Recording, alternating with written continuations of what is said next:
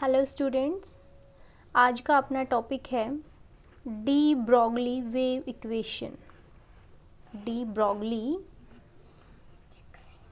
Wave equation या फिर de Broglie हम बोल सकते हैं रिलेशन।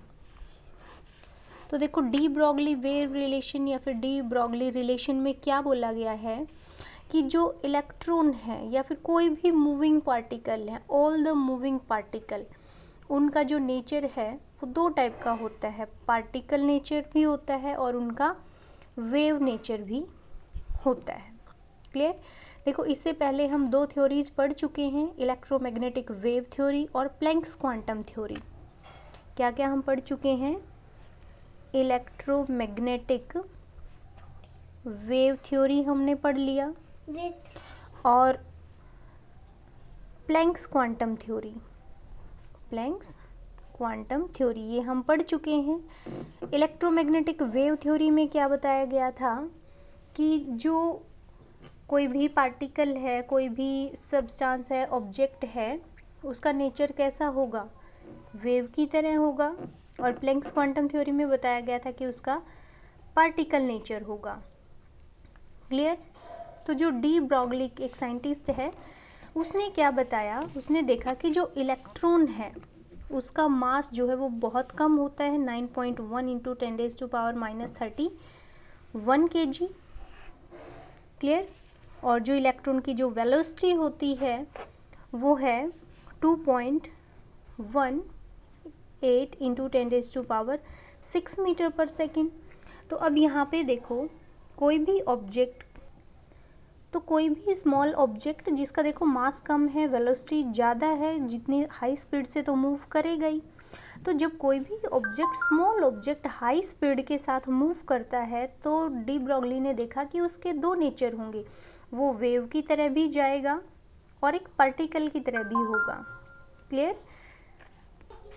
तो यहाँ पे हम क्या बोलेंगे? According to de Broglie all the material particles, macroscopic या माइक्रोस्कोपिक दोनों हो सकते हैं, possess dual natures. Dual nature मतलब wave nature as well as particle nature. तो उन्होंने अपनी एक रिलेशनशिप ड्राइव की। उस रिलेशनशिप के लिए उसने क्या देखा? पहले प्लैंक्स क्वांटम थ्योरी से उठाया। तो हम क्या लिखेंगे? मैथमेटिकल क्या है? According to Planck's quantum theory, तो एनर्जी किसके इक्वल होती है? E is equal to H nu. इसको इक्वेशन फर्स्ट मान लिया। क्लियर? फिर दूसरा उसने उठाया अकॉर्डिंग टू आइंस्टाइन इक्वेशन। तो according to Einstein equation E is equal to क्या है? mc square. इसको इक्वेशन नंबर हम सेकंड मान लेंगे। तो अब देखो, फर्स्ट और सेकंड इक्वेशन में अगर लेफ्ट हैंड साइड इक्वल है तो राइट हैंड साइड इक्वल होगी। तो यहाँ पे हम क्या लिख सकते हैं? H nu is equal to M C square. अब हमें पता है जो न्यू है वो किसके इक्वल होता है? सी बाय लैम्डा, यानी कि frequency is equal to velocity upon में वेवलेंथ। तो यहाँ पे पुट कर दो H C by lambda is equal to क्या आ गया? M C square. एक सी से एक सी यहाँ पे कैंसिल आउट हो जाएगा, लैम्डा को इधर ले आएंगे, एम सी को नीचे ले आएंगे इसके। तो यहाँ से ये क्या आ जाएगा? Lambda is equal to H upon M C, C यानी कि वेलोसिटी। तो इसको हम ऐसे भी लिख सकते हैं, lambda is equal to H upon M V, और इसको बोला जाता है de Broglie wave equation. Clear हुआ? तो यहाँ से अपना क्या आ गया? Lambda is equal to H upon M V. M V mass into में वेलोसिटी, मोमेंटम भी होता है। तो यहाँ से हम क्या लिख सकते हैं? Lambda is equal to H upon P. Clear हो गया? ये था डी ब्रॉगली वेव इक्वेशन या फिर डी ब्रॉगली वेवलेंथ। क्लियर? तो देखो, यहाँ से क्या कंक्लूजन निकला कि all the small moving particle, all the moving particle all the moving particle have dual nature. Clear? अब अगर पूछा जाए कि why de Broglie equation is not used in our daily life, कि डी ब्रोगली जो wave equation आई है इसका हम डेली लाइफ में यूज़ कर सकते हैं क्या, तो हम क्या बोलेंगे कि डी ब्रोगली वेव इक्वेशन का हम डेली लाइफ में यूज नहीं कर सकते, क्योंकि डेली लाइफ में हम क्या यूज करते हैं, मैक्रोस्कोपिक पार्टिकल्स, केवल मैक्रोस्कोपिक पार्टिकल का हम यूज़ करते हैं। और मैक्रोस्कोपिक पार्टिकल के लिए जो वेवलेंथ आएगी, यानी कि जो लैम्डा की वैल्यू आएगी, वो इतनी छोटी आएगी कि हम उसको डिटेक्ट नहीं कर पाएंगे। क्लियर हुआ कि डेली लाइफ में इसका यूज हम नहीं कर सकते डी ब्रोगली वेव इक्वेशन का, क्योंकि हम क्या करते हैं, मैक्रोस्कोपिक पार्टिकल का यूज करते हैं, बड़े पार्टिकल्स का यूज करते हैं। और बड़े पार्टिकल का यूज अगर करेंगे तो उसके लिए जो लैम्डा है इसकी वैल्यू क्या आएगी, बहुत ज़्यादा आएगी, बहुत कम आएगी, जिसको हम डिटेक्ट नहीं कर सकते। क्लियर। अब जैसे कि एक एग्जांपल ले लें, हम एक क्रिकेट बॉल ली और एक इलेक्ट्रॉन लिया हमने, कैसे, अब मान लो यहाँ पे एक साइड हम क्रिकेट की बॉल के लिए अप्लाई करके देखेंगे डी ब्रोगली वेव इक्वेशन को, और एक केस में हम इलेक्ट्रॉन के केस में उसको अप्लाई करके देखेंगे। क्लियर। अब क्रिकेट की बॉल का मास जो है वो हमने मान लिया 100 ग्राम है, जबकि इलेक्ट्रॉन का मास कितना होता है, 9.1 इंटू 10⁻³ kg। इसको अगर kg में कन्वर्ट करोगे तो क्या आ जाएगा, बाय 1000। क्लियर इतना, ओके। अब मान लिया हमने जो क्रिकेट बॉल है उसकी वेलोसिटी 20 मीटर पर सेकेंड इतनी मान ली, जबकि इलेक्ट्रॉन की जो वेलोसिटी होती है वो क्या है, 2.18 इंटू 10⁻6 मीटर पर सेकेंड। अब दोनों केसेस में हम डी ब्रोगली वेव इक्वेशन लगाएंगे। लगाओ यहाँ पे, lambda is equal to H, यहाँ पे क्या है, प्लैंक्स कांस्टेंट, और प्लैंक्स कांस्टेंट की वैल्यू होती है 6.626 इंटू 10⁻34।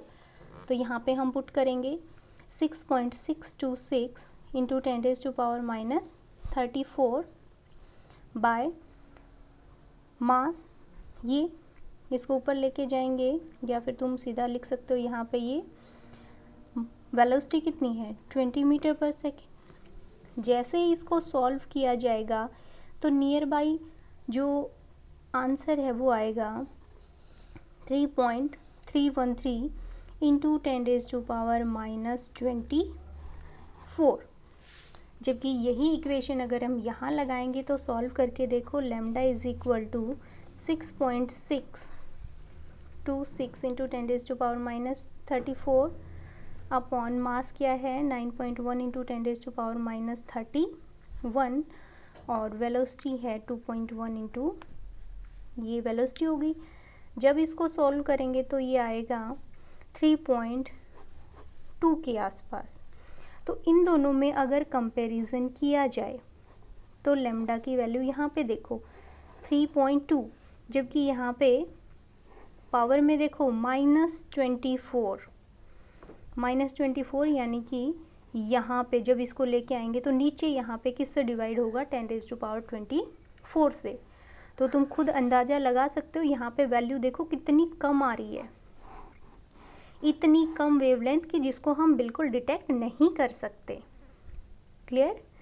तो इसलिए यहाँ पे ये बोला जाता है कि in case of daily life D Broglie wave equation जो है वो यूज नहीं हो सकती। क्लियर। नेक्स्ट चलो हम देखते हैं, अपने पास क्वेश्चन आ गया जैसे how the bore postulate of angular momentum deviates from the D Broglie equation, यानी कि जो बोर मॉडल ने हमें एक एंगुलर मोमेंटम दिया था, ध्यान हो तुम्हें, mvr is equal to NH/2π दिया था। बोर मॉडल जब एटम हमने किया था तो उसमें आया था ये।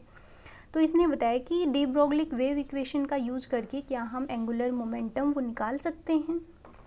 तो यहाँ पे देखो, बोर मॉडल ऑफ एटम में क्या था कि जो इलेक्ट्रॉन है वो एक सर्कुलर पाथ में इलेक्ट्रॉन न्यूक्लियस के अराउंड रिवॉल्व करते हैं। अब अपने पास ये आ गया कि इलेक्ट्रॉन सिर्फ पार्टिकल नहीं है, उसका वेव नेचर भी है। तो जो इलेक्ट्रॉन है वो कुछ वेव की तरह भी क्या करेगा, मूव करेगा यहाँ पे इस टाइप से। क्लियर। अब इसकी जो सर्कमस्टेंसेस है, यानी कि जो सर्कमफ्रेंस है वो क्या होती है, 2πr होती है। अगर ये पूरी हम निकालें तो ये क्या होती है, परिधि 2πr होती है। ओके।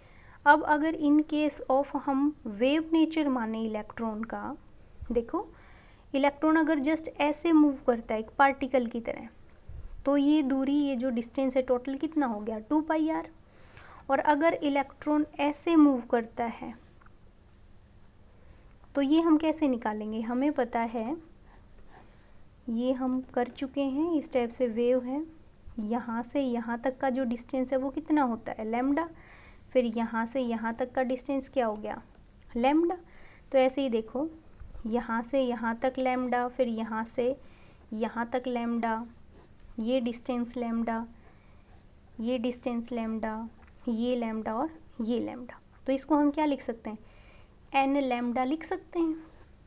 तो जो 2πr है वो किसके बराबर हो गया, एन लैम्डा के बराबर हो गया। क्लियर। ओके। तो अब यहाँ पे देखो 2πr is equal to N lambda. अब लैम्डा हम डी ब्रोगली वेव इक्वेशन में निकाल चुके हैं, h/2π। ये वैल्यू यहाँ पे पुट करो, 2πr is equal to N lambda is equal to h/mv। ये हो गया। अब यहाँ पे देखो, यहाँ पे पुट करेंगे mv। अब mv को इधर ले आओ, 2π को नीचे ले आओ, तो mvr is equal to nh/2π। क्लियर। यानी कि जो Bohr postulate of angular momentum है वो हम कैसे भी फाइंड आउट कर सकते हैं, by the use of D Broglie wave equation. Clear. तो ये एंगुलर मोमेंटम किसका है, इलेक्ट्रॉन का। क्लियर हुआ डी ब्रोगली वेव इक्वेशन कैसे ये रिलेट करती है बोर मॉडल ऑफ एटम से। तो इतना आपको करना है। ओके।